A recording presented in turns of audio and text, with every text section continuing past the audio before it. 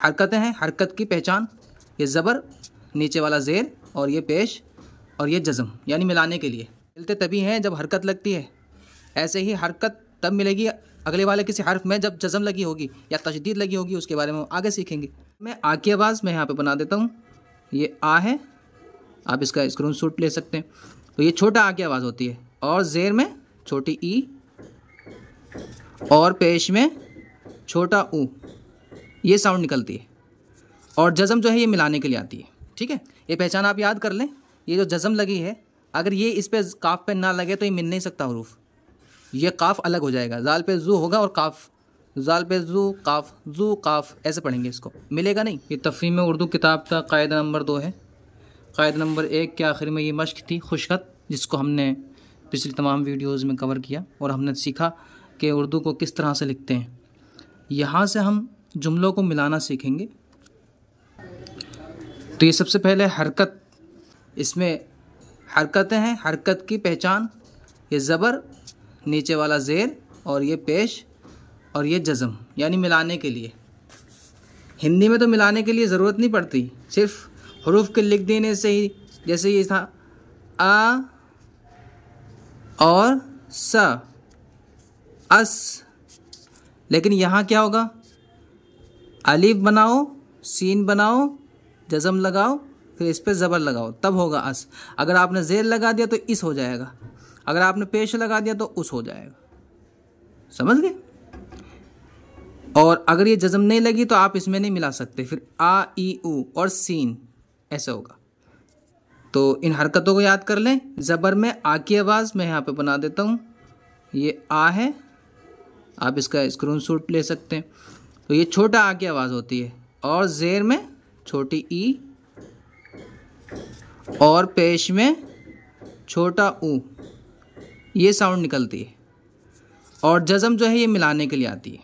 ठीक है, तो पहले हम हरकतों को समझेंगे, क्योंकि हरकत के बगैर जुमलों के मिलाना ये दुश्वार होगा। हरकत के बगैर जुमले हम नहीं मिला सकते। तो आइए शुरू करते हैं। बिस्मिल्लाहिर्रहमानिर्रहीम। सबक नंबर 23 है ये, हरकत की पहचान। ये देखें लाइन खिंची हुई है, ये इसके ऊपर की जानिब जो ये एक डंडा लगा हुआ है, इसको ज़बर बोलते हैं। और यही डंडा अगर नीचे लगा दिया जाए छोटा सा, तो इसको ज़ेर कहेंगे।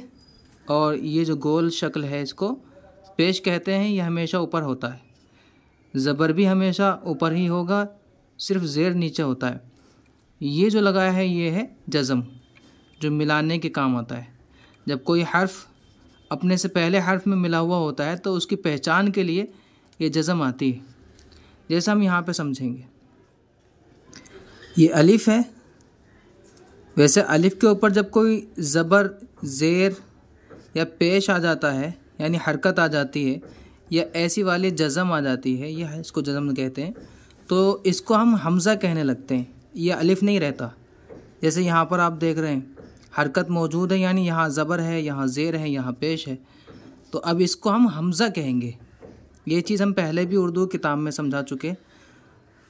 तो हमज़ा, सीन, ज़बर। हमने हमज़े के बाद में सीन को इसलिए बोला क्योंकि इसके ऊपर ये जज़म लगी हुई है।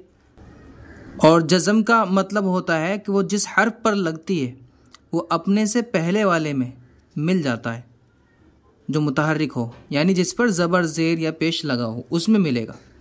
अब यहाँ पर हमज़ा है यानी अलिफ है, तो ये अलिफ में मिलेगा, इसलिए हमने हमज़ा बोला पहले, यानी अलिफ बोला, और उसके बाद में सीन, और फिर हमने लगा दिया ज़बर। तो ये हो गया अस।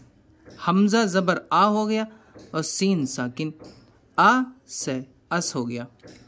ऐसे इसको देखें, हमज़ा, सीन, ज़ेर, इस। ये हमज़ा हो गया, ये सीन और ये ज़ेर। हमज़ा ज़ेर ई होता है, सीन साकिन उसके अंदर मिल गया, तो ई से इस हो गया। ई के आगे सीन मिला दिया, इस। ऐसे हमज़ा, सीन, पेश, उस। हमज़ा पेश ऊ हो गया, सीन की आवाज़ उसके आगे निकल जाएगी क्योंकि ये मिल रहा है इसके अंदर, ऊ से उस हो जाएगा। ये अस, इस, उस। ऐसे यहाँ पर देखें, दाल, लाम, ज़बर दल, दाल ज़बर दा होता है। लाम साकिन यानी जज़म जिस पे लगी हुई है वो साकिन कहते हैं उसको।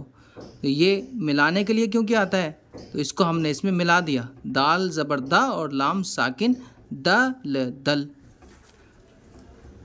दाल लाम ज़ेर दिल यानी दाल ज़ेर दी और लाम साकिन दी और ला की आवाज़ निकल जाएगी, दिल हो जाएगा।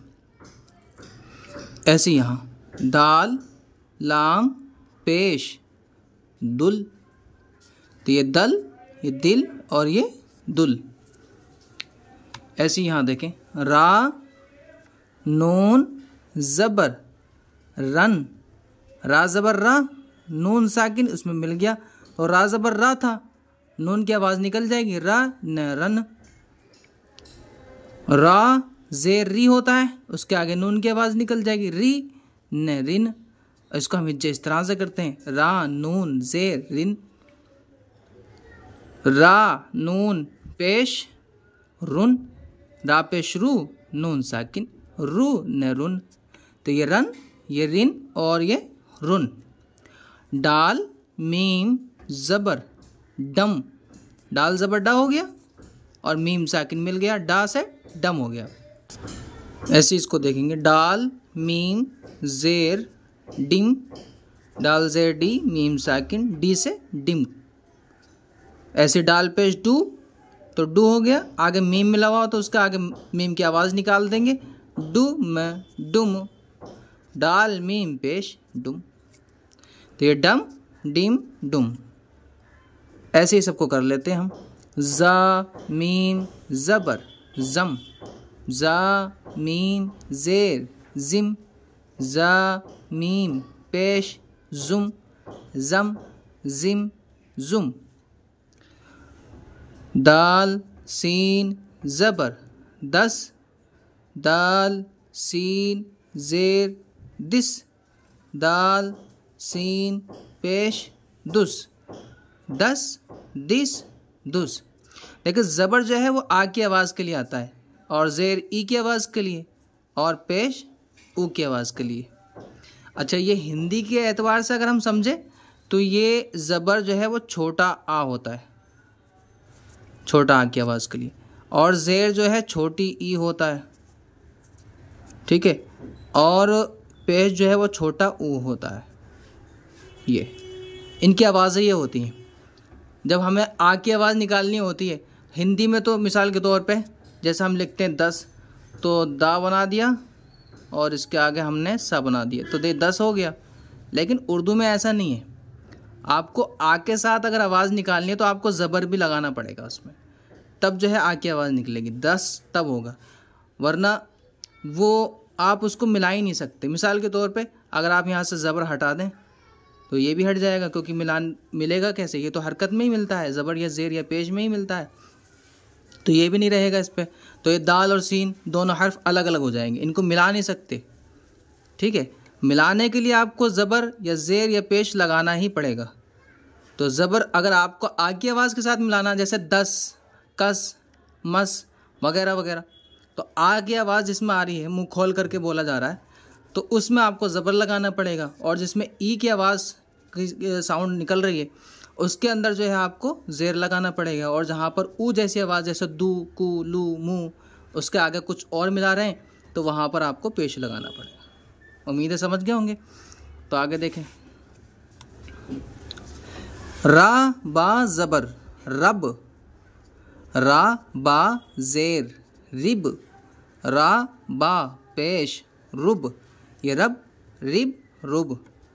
वाव लाम ज़बर वल, वाव लाम ज़ेर विल, वाव लाम पेश वुल।